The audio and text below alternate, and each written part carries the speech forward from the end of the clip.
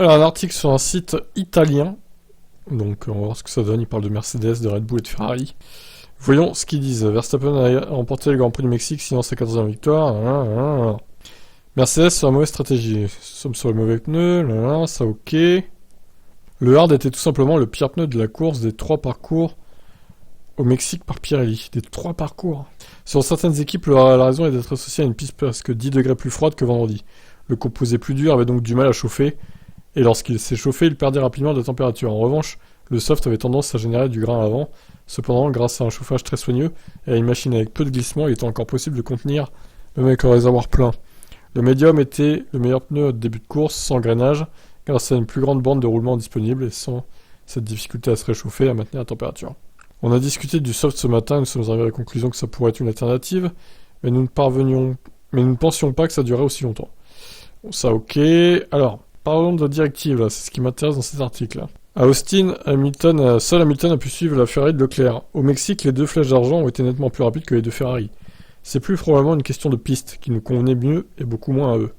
Toto a déclaré ça donc. Donc il y a encore 40 points de retard sur Ferrari. Je pense que nous aurons une meilleure représentativité de ce qui va se passer après le Brésil. Je pense pas qu'il soit soudainement une demi-minute plus long que nous. Non, je pense pas non plus. Je pense que c'est dû au circuit, que Ferrari a sous-performé, notamment en termes de groupe motopropulseur, puisqu'Interlagos est aussi un circuit à haute altitude, 700 mètres, et Ferrari devra encore limiter les performances de ses moteurs, quoique dans une bien moindre mesure que le Mexique, moins 15 chevaux.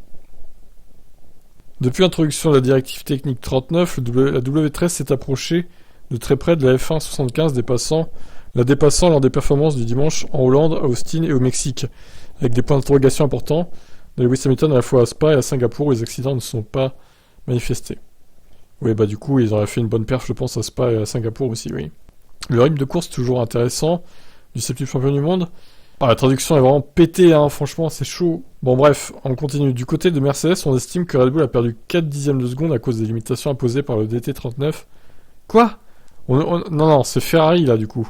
On estime que Ferrari a perdu 4 dixièmes de seconde à cause des limitations imposées par la DT39, alors que Red Bull a perdu 1 dixième. Il s'avère que si dans le Grand Prix, avant cette directive, la W13 est en moyenne 6 dixièmes de Ferrari et de Red Bull, désormais Mercedes est souvent en deuxième force, à seulement 2 dixièmes de la RB18.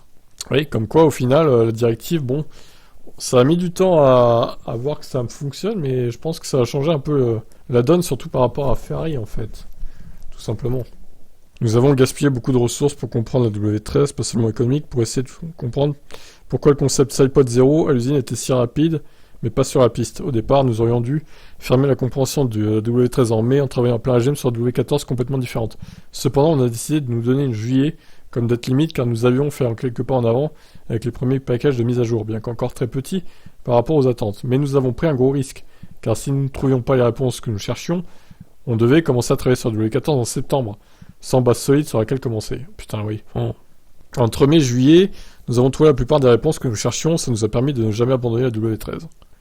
Eh ben, c'était chaud, Imaginez, ils auraient pas compris la voiture, c'était la merde pour 2023 aussi, du coup. Bon, bref, on a compris l'idée.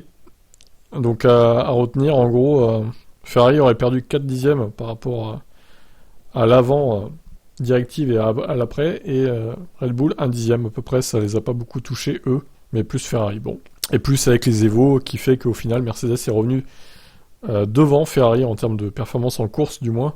Et je pense qu'ils seront encore devant Ferrari au Brésil, parce qu'il y a quand même une petite altitude, même si ça sera beaucoup moins qu'au Mexique.